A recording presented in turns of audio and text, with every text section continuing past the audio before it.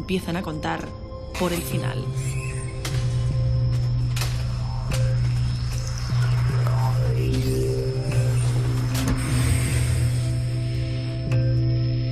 Aquí, donde la ciencia puede encontrar las huellas de nuestra vida. Una vida que a veces esconde secretos y deja un rastro de pistas falsas.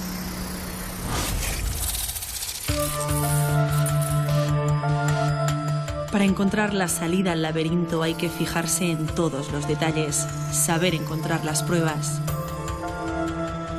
distinguir lo falso de lo real. Porque vivos o muertos, siempre dejamos un rastro. Esto es ciencia forense.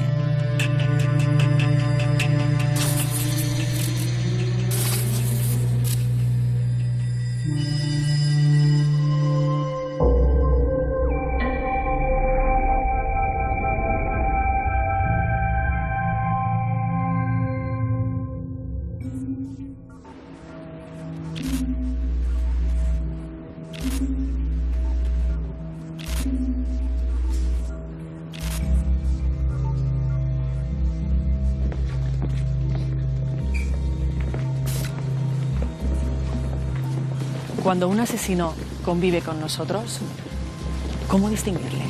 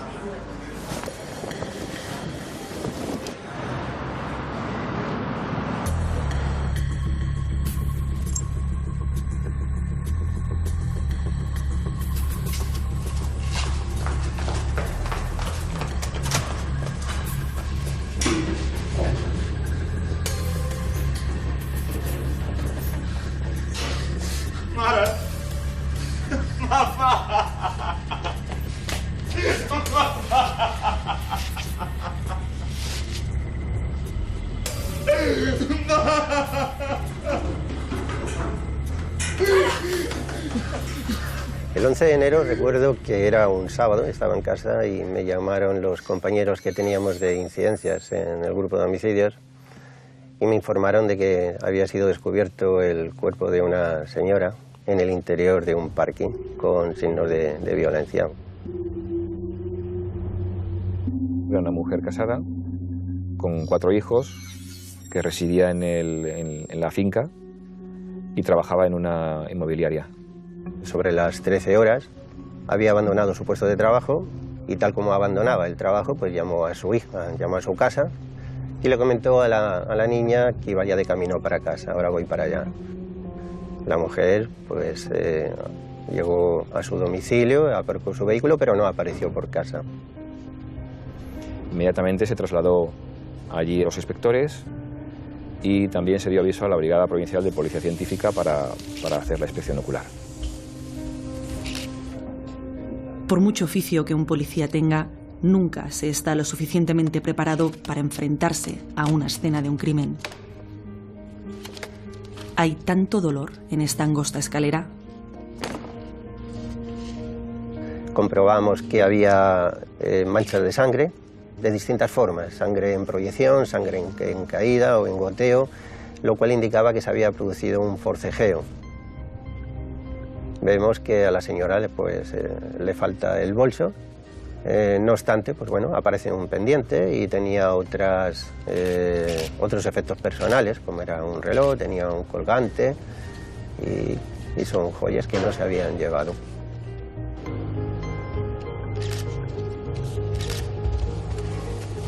Aparecen huellas de pisadas de un tipo de calzado deportivo, o sea, una bamba, alguna zapatilla de este tipo, ¿no?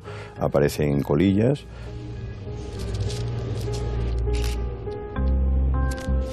Nos llamó la atención de que era una colilla que estaba limpia de sangre. Es posible que cuando acabara de matar a esta persona, pues o escupiera la colilla o se la quitara con la mano, ya sin guantes, y la tirara allí.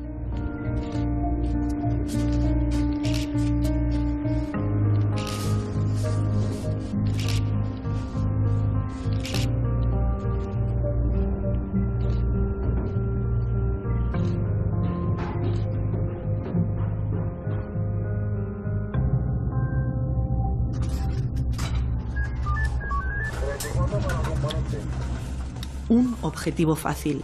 Mujer sola en un parking oscuro. Cualquier otra persona podría haber estado en su lugar.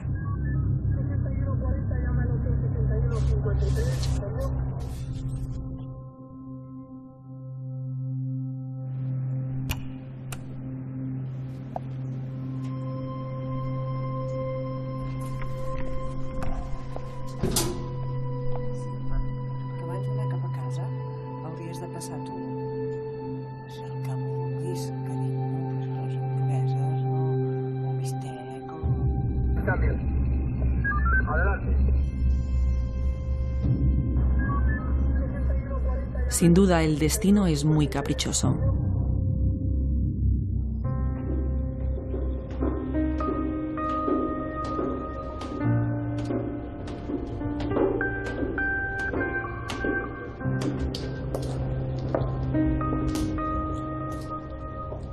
El estudio de la escena del crimen es fundamental para un criminólogo. Hay que tomar muestras de todas las evidencias físicas, averiguar el tipo de arma usada. En este caso se han usado dos, cuchillo y martillo. Tal vez sean demasiadas para un simple bolso. Es cierto que hay un exceso de violencia y eso te da un cierto aviso. Pero bueno, también podría cuadrar con el robo.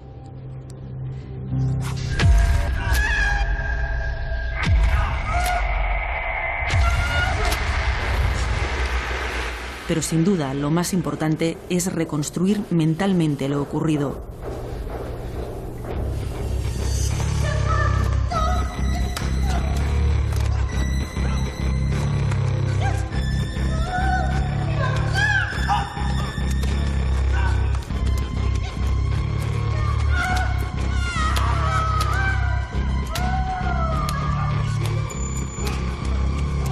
La primera escena del crimen sirve para la captura.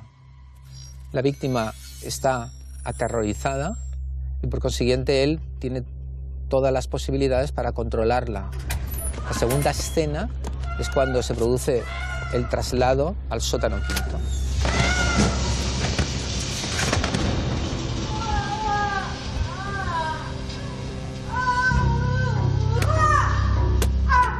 Y se produce un asesinato terrible. Durante mucho tiempo se produce pues, lo que podremos denominar una percusión continua sobre la cabeza con la ayuda del martillo.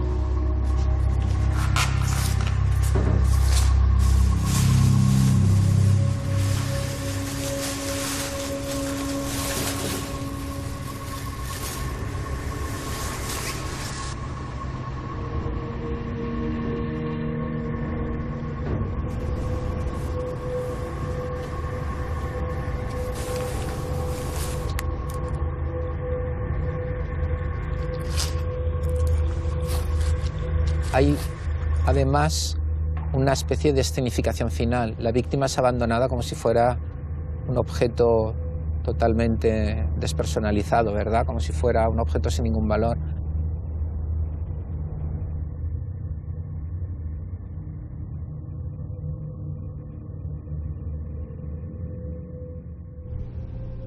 Hay algo extraño en este parking, una atmósfera de miedo y secretos. Y además, en el momento en el que nos encontrábamos ya en el lugar, con la comisión judicial, el marido recibió un mensaje en su teléfono móvil. Lo curioso es que era del teléfono de su mujer. Donde decía, mañana te llamo. Mañana te llamo. Una llamada misteriosa que invita a esperar, pero una investigación por asesinato no puede permitirse ninguna pausa. Entre lo robado constaba una tarjeta de crédito. Del seguimiento de esa tarjeta de crédito se pudo conocer que alguien había extraído dinero de un cajero automático. En un cajero de la calle Balmes, en el 350, cerca del metro de Padua. Pero tuvieron que utilizar el PIN. Suponemos que el número secreto, el PIN, lo consiguió bajo amenaza, bajo coacción, o la víctima podía tenerlo apuntado.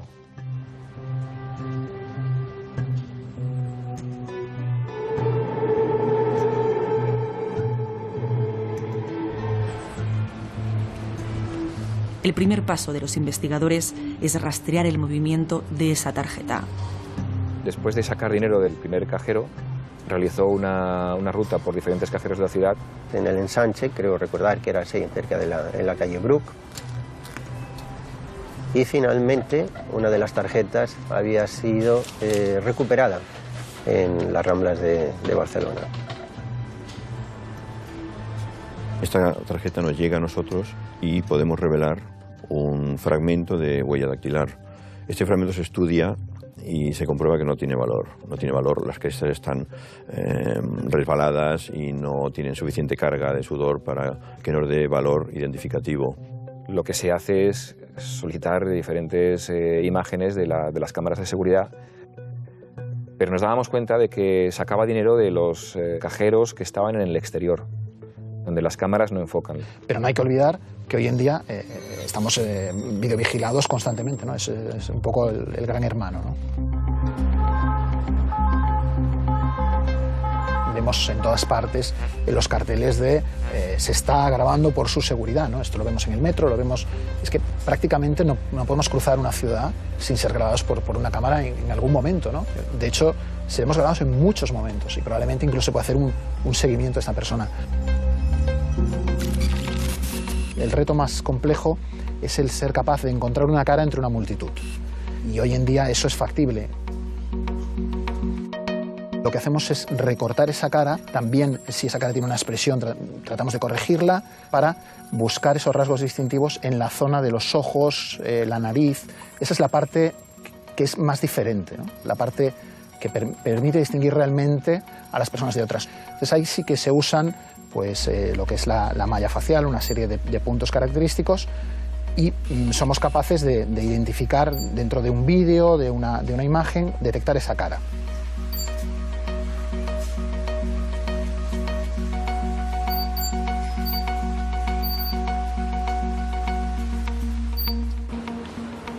Empezamos a recabar diferentes imágenes de distintos comercios y entonces una vez que las visualizamos recuperamos un fotograma de un banco que estaba próximo a donde lo había empleado en la calle Bruc, donde nos aparecía una persona muy difuminada, no valía para identificación.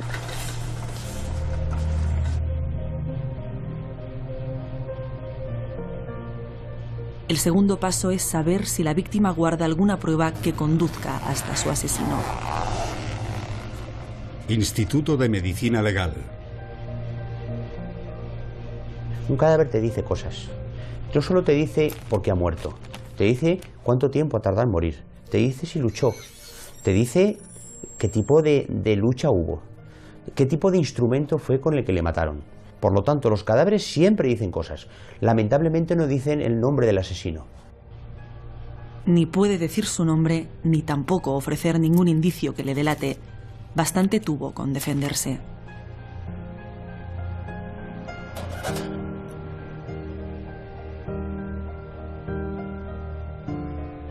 Múltiples heridas defensivas en extremidades superiores que evidencian lucha entre occiso y agresor. En la autopsia comprobamos que tenían numerosas heridas de arma blanca por todo lo que es la parte superior del tórax. Y esto indicaba que había habido una gran carga emocional, ¿no? Pero bueno, podía ser debida también al hecho de la defensa que ofreció la víctima, ¿no?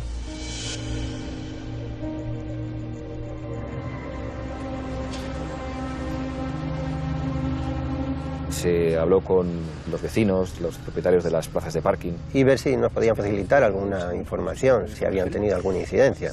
Pero no era un parking, digamos, que fuese conflictivo, sino todo lo contrario. El tercer paso es el más tedioso: buscar, buscar y volver a buscar. No teníamos huellas identificativas, ninguna información concreta. Vamos a tratar de conseguir la mayor información posible, ¿no? Como es el ámbito penitenciario, algún departamento de psiquiatría, y todo esto combinado con nuestras bases de datos para ver luego las posibles conexiones que pudiera haber con delincuentes que habían sido detenidos con anterioridad, con instrumentos contundentes o con armas blancas. Realmente era buscar una aguja en un pajar. Porque se trata de una persona que no tenía antecedentes, estaba totalmente blanca, con lo cual teníamos que encontrar, identificar a una persona de la cual no teníamos nosotros ninguna información a nivel policial. Informe de la Brigada Provincial de Policía Científica. Indicio 7. Colilla. Se obtiene ADN sin concordancia en el CODIS. Claro, tú tienes una colilla con ADN, vale. ¿Y qué haces con esa colilla? ¿Con quién cotejas, no? Resultado dubitado. Pendiente de identificación.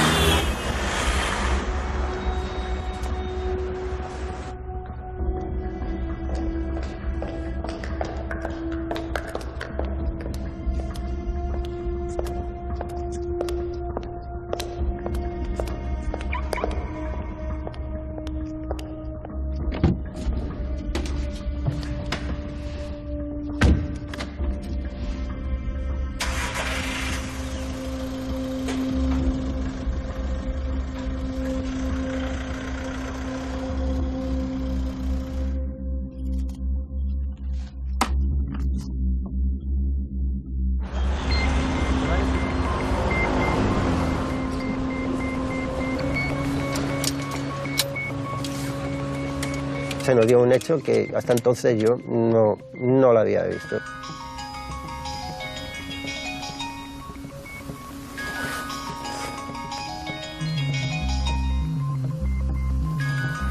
La anunciada llamada misteriosa altera toda la investigación. ¿Sí?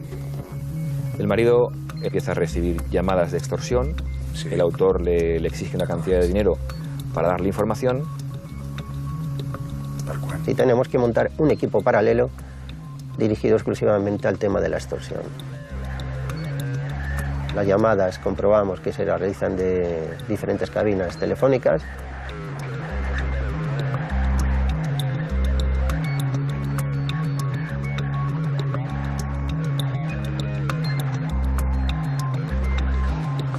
Se le indicó al esposo que le solicitara a la persona que llamaba una prueba de que tenía información.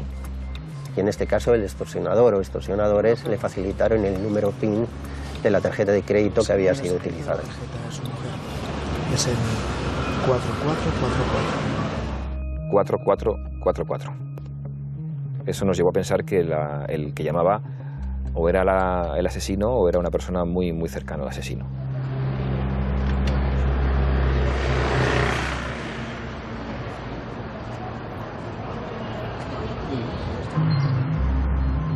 Le citó en diferentes lugares públicos de la ciudad, en paradas de metro, en centros comerciales.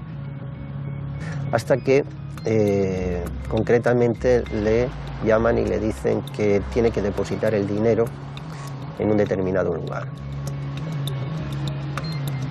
Le exigió 2.000 euros y que los depositara en un bar,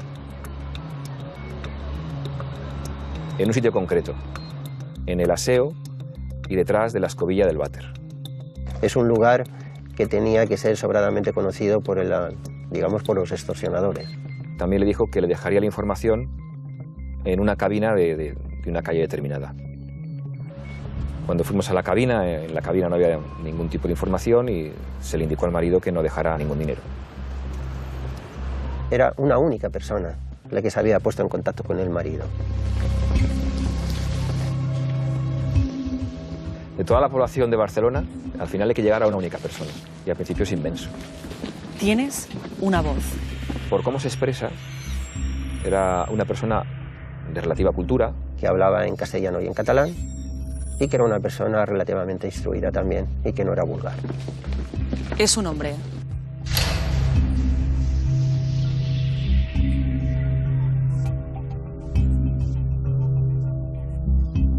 Intuyes que es joven.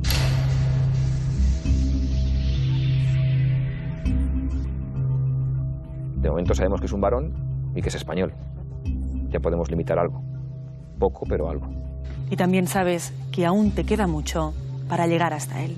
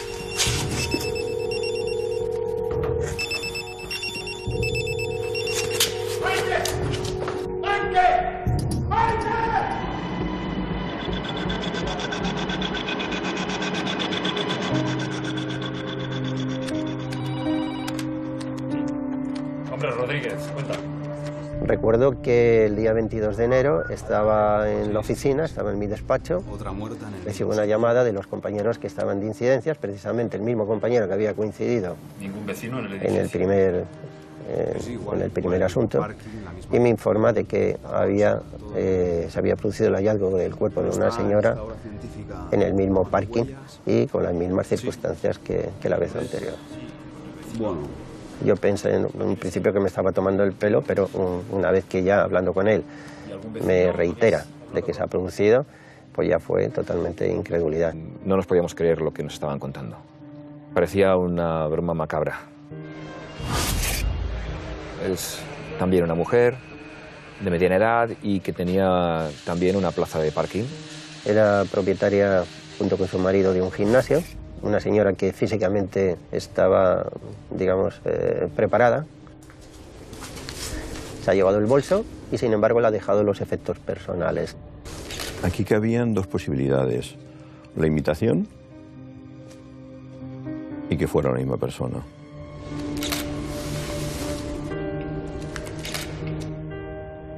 Después de examinar detenidamente las dos inspecciones oculares, ver cómo aparecen las víctimas, ¿no?, ya nos decantamos más por determinar que ha sido la misma persona. Sobre todo porque el arma que emplea, el arma contundente, es de las mismas características.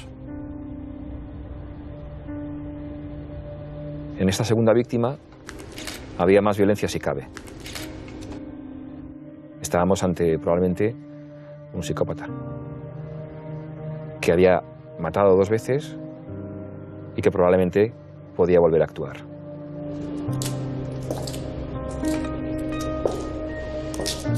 Casi como un déjà vu, día distinto, pero mismo escenario y una mujer parecida.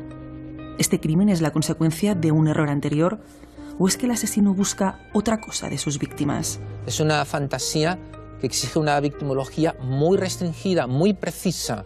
Era una mujer de estatus burgués que representaba la plenitud de la vida, que había triunfado, en el sentido que pudiera pensar el asesino, que implica triunfar como vivir en esa situación socioeconómica. Es una ira hacia esas mujeres, una ira hacia esa vida que no le ha correspondido. Y ese es el mensaje final, ¿no? Sois basura y este es el trato que os merecéis.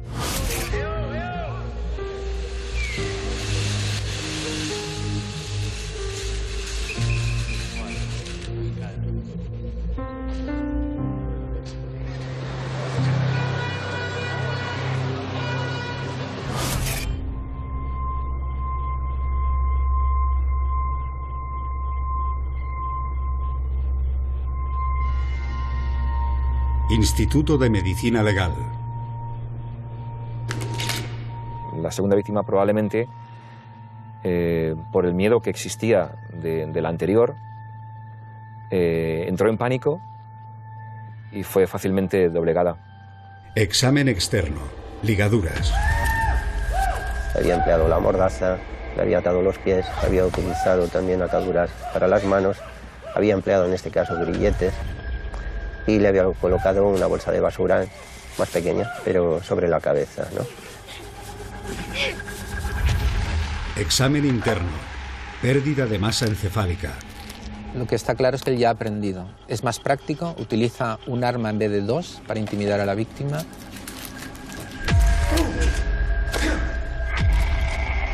Como las lesiones las produce a través de la bolsa de plástico que tenía en la cabeza, queda tatuada perfectamente la forma del elemento que ha utilizado.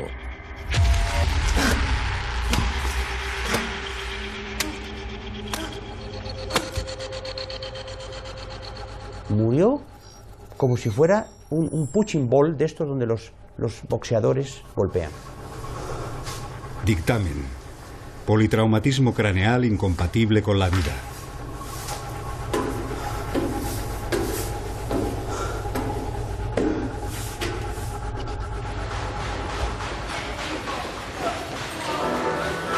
Temor en el barrio del Puget tras el asesinato de 2 mujeres en un aparcamiento. Ambas se parecían físicamente y aparcaban su coche en la misma plaza, aunque en plantas distintas.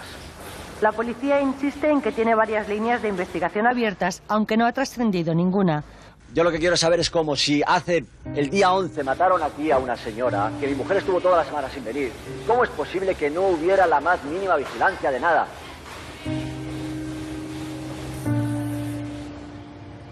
No solo hay que atrapar al asesino del parking del Puget, ahora además hay que batirse contra otro enemigo, el miedo. Toda la ciudad se está contagiando de este mal rápido y peligroso. Estábamos jugando contra el reloj, precisamente para evitar la muerte de una tercera persona.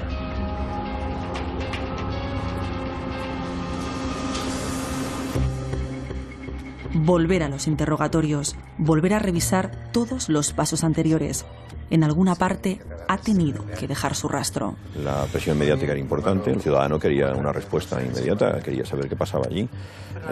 Se había generado una crisis de pánico en todo el vecindario, especialmente en el mismo bloque. Sí que es verdad, pero tienes razón con lo de la puerta azul de las puertas. Hay que pensar que el asesino está conviviendo contigo. La gente decía, bueno, es que a lo mejor lo saludo, a lo mejor compro algo y esa persona está a mi lado. Hombre, entraban llamadas por la sala de personas que habían visto sospechosos en todos los sitios, en toda España. Fueron días de muchísima tensión y de muchísimo trabajo. Y cada día había una reunión de los distintos jefes de brigadas y con el jefe del grupo de homicidios. ahora sí que estamos en un auténtico problema, porque a partir de aquí, ¿qué vamos a hacer para parar a esta persona, dado que teníamos prácticamente claro que lo iba a repetir?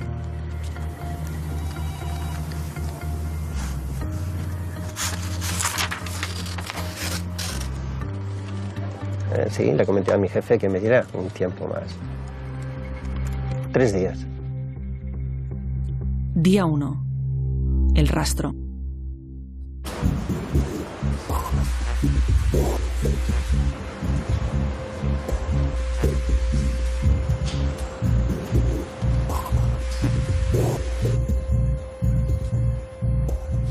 Como en el primer caso había empleado las tarjetas, comprobamos que en este segundo caso también las había empleado. En una entidad bancaria que constaba de 2 cajeros externos, al intentar sacar de uno de ellos, no pudo. Y fue al siguiente cajero. Al pasar al siguiente cajero, tuvo que cruzar por justo enfrente de la cámara de seguridad que enfocaba la puerta de la entidad bancaria.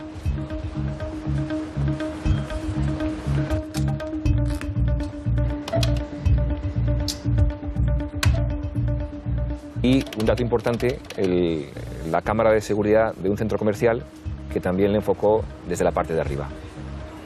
Al enfocarla desde la parte de arriba, dejó ver una incipiente calvicie. Tenemos varón, joven, flaco, pelo muy corto y con una incipiente coronilla. Eso unido a los datos que teníamos del primer perfil básico, español, de cierta cultura, y que hablaba catalán y español perfectamente. Ahí ya teníamos algo más. Ahí ya podíamos buscar algo más. Día 2. La emboscada.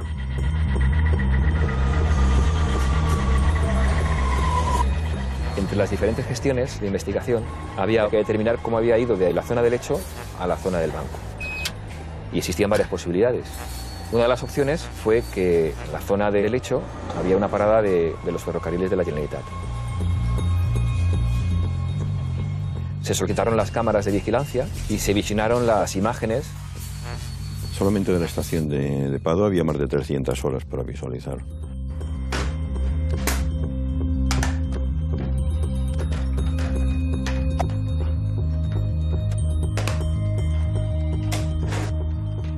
Se detecta la figura de un varón en esos momentos, pues entra en lo que es la estación. Una vez que valida el billete, al cabo de unos momentos, pues se da la vuelta y vuelve a salir. Nos damos cuenta de lo que lleva es una cartera, que es la cartera que acaba de arrebatarle a la segunda víctima. Y él, cuando mira esta cartera, lo que busca es más tarjetas para poder utilizarlas en algún cajero a ver si le funcionan, ¿no? Como queda registrado cuándo entra y cuándo sale, en todas las ocasiones, pues se comprueba que efectivamente no ha podido ser otra persona.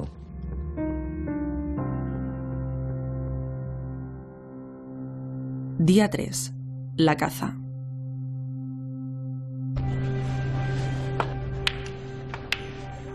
No sabíamos todavía la identidad de esta persona.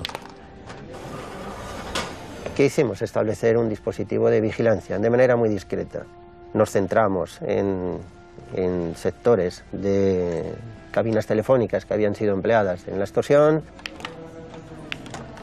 pero también y muy especialmente en el pub, que era donde se había realizado el intento de dejar el dinero cuando intentaron recabar dinero del marido de la primera víctima.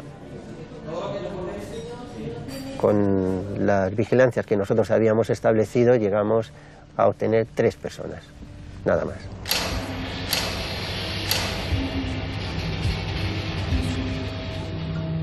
A estas alturas, 3 siguen siendo demasiados. El tiempo se agota.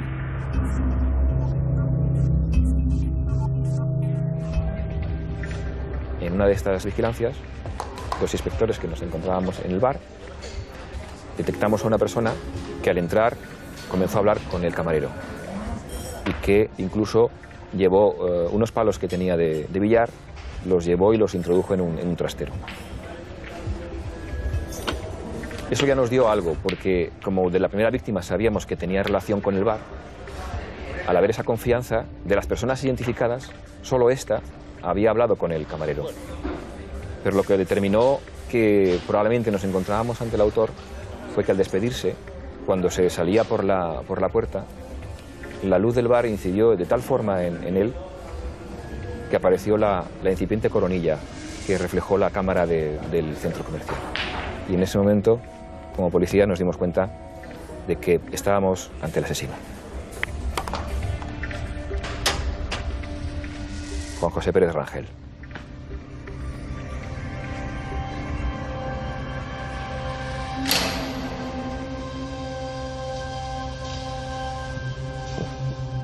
Fue como 200, el corazón a 200 por hora, ¿no?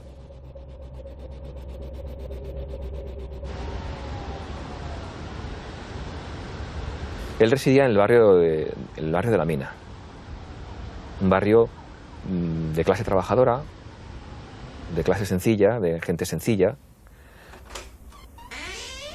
Era una persona que tenía deudas, cerca de unos 10.000 euros, llevaba acumulados de deuda, tenía un trabajo, o había tenido un trabajo en una empresa de hilados fuera de Barcelona, y que se había despedido voluntariamente sin dar ningún tipo de justificación precisamente el día 8, es decir, 3 días antes, digamos, de que se cometiera el día 11 el primer homicidio. Quisimos saber cuál era su relación con el parking y por qué una persona, o esta persona, había actuado desplazándose desde el barrio de La Mina hasta el barrio del Putxet, un barrio de clase media alta.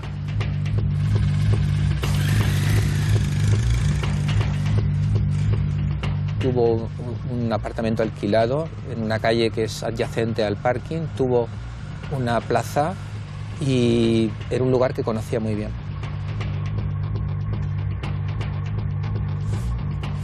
Precisamente había alquilado una plaza para una moto un año antes, con la cual había realizado el contrato, le habían dado las llaves y demás de las puertas que permitían acceso. Una vez que él comprobó que él no podía vivir ahí porque no tenía dinero ni ningún medio racional de estarlo, decidió que si no podía vivir sí que podía matar. Entonces, él quería matar en un lugar donde jamás sería aceptado. Porque para él no tenía sentido matar en otro lugar. Él quería matar a aquellas mujeres que ni siquiera repararían en él en la cola de un supermercado.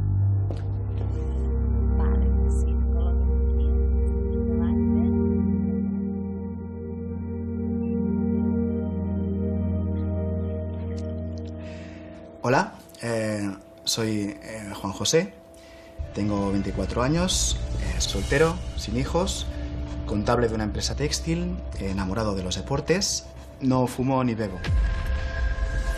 Soy respetuoso, sensible, afectuoso, puntual y hogareño. Quiero conocer a una chica que no sea conformista, que sea inteligente, sensual y, bueno, sobre todo que le gusten los animales y patinar sobre hielo.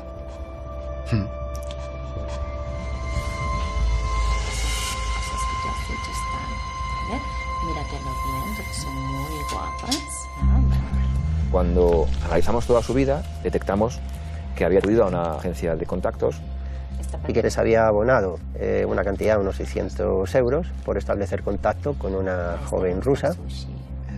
Y nos recordaron que Pérez Rangel le dieron una cita un día en el aeropuerto del Prat, precisamente el día 11.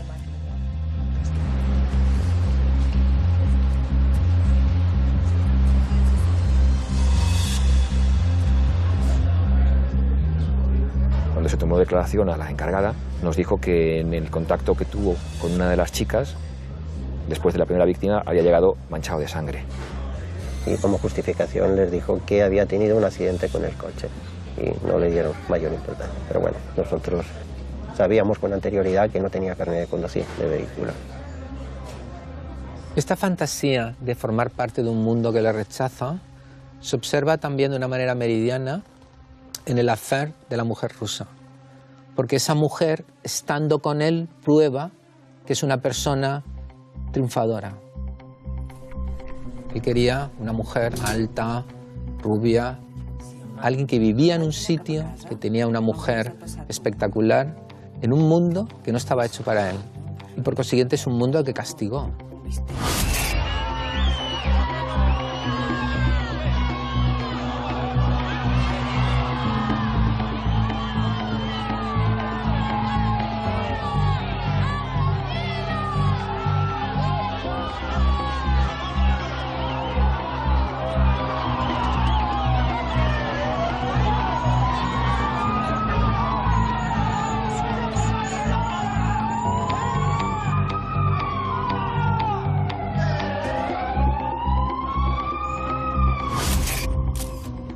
Después de detener al autor de los homicidios, entonces sí que podemos hacer toda una serie de pruebas. A él se le obtiene material genético y se comprueba que la colilla que apareció en el primer cadáver pues era suya. Y esto es una identificación plena, esto es ciencia forense.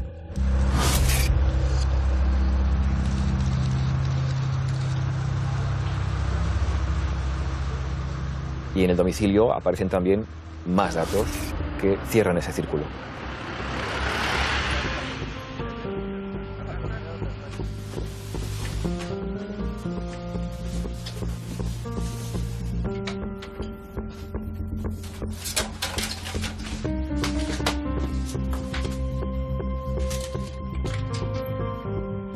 Concretamente, aparte de unas llaves de grilletes, aparecieron unas anotaciones que se comprobó que correspondían a vehículos que aparcaban en el parking del Putxet.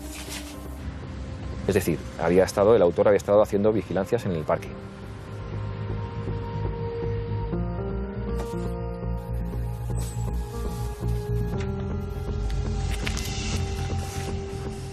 No reaccionó, no puedo decir que reaccionase de una u otra manera porque se mantuvo totalmente frío, como si no fuera con él aquello.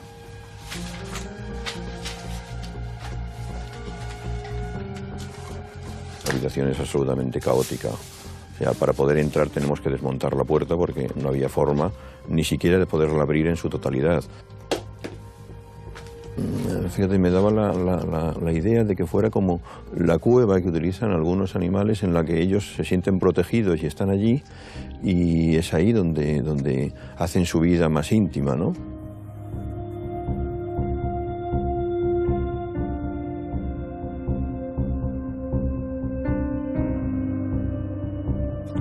Cuando terminamos el registro, nos pidió si podía llevarse un libro. El libro era El Señor de los Anillos.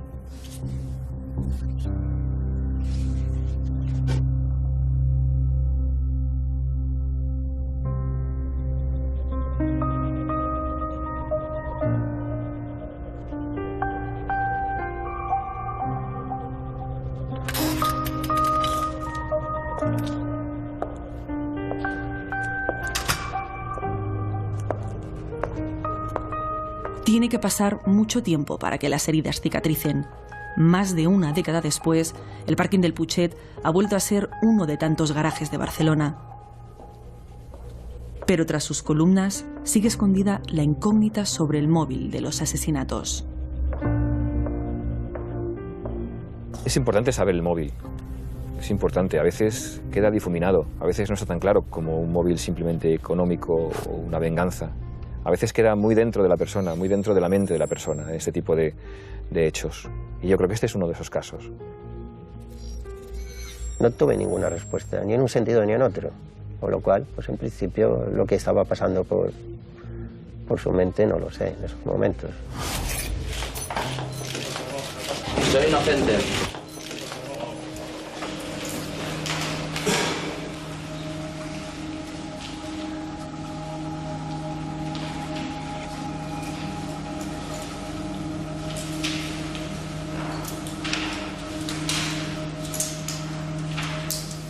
Juan José Pérez Rangel tiene un secreto. Es algo turbio, oscuro. Es el hombre de la doble cara, el niño bueno, inocente que se presenta ante ustedes y el que mata salvajemente cuando no le ven. Fíjense el absoluto control del acusado durante todo el juicio. Cómo ha controlado sus palabras, sus gestos, sus ademanes. Se ha controlado todo el tiempo. ¿Por qué mata? Mató a María Ángeles y a Maite por la razón más insignificante. Porque eran mujeres. Si en esta ocasión no hubo una tercera víctima, fue porque la policía lo impidió. Pero tan pronto vuelva a poner un pie fuera de prisión, hará lo mismo. Apostaría mi vida. En menos de 24 horas el jurado emitió su veredicto. Culpable por unanimidad. Hizo muchas cosas y muy mal, por no hablar de todas las pruebas que dejó en la escena del crimen. Luego estamos muy lejos de un asesino brillante en ningún sentido. Nada, simplemente que miren la página 173, antecedentes penales de Ruperto Bilbao. En su derecho a última palabra, el acusado intentó incriminar al marido de una de las víctimas. 173, Señoría, En ningún momento tuvimos como sospechoso ya al marido de la segunda víctima, con lo cual esta incriminación es una medida desesperada en su defensa de echar culpa a otra persona para crear la duda en el jurado. Pero había tantas pruebas directas y técnicas y científicas que era muy difícil no determinar su culpabilidad. Clamó por su inocencia y continuó con las incriminaciones hasta el momento último de su ingreso en prisión. Ni siquiera han abierto las cajas de pruebas, entre otras cosas, y vaya, y ni siquiera han mirado el resto de pruebas que habían. No lo entiendo. Lo siento mucho, pero yo no entiendo este veredicto. Estamos convencidos de que hubiera habido una tercera víctima si no hubiera sido detenido. Veo que la justicia sinceramente no existe. Habían más sospechosos de esas imágenes. El parecido con otras personas. Yo no lo entiendo. Sinceramente no lo entiendo cómo han ido las cosas. Y hay muchas diferencias entre las declaraciones de Ruperto Bilbao. Porque he visto el sumario, señores. Lo que no han visto ustedes, yo sí que lo he visto. ¿De qué lo conoces? ¿De qué lo conoces? ¿Qué tienes que decir?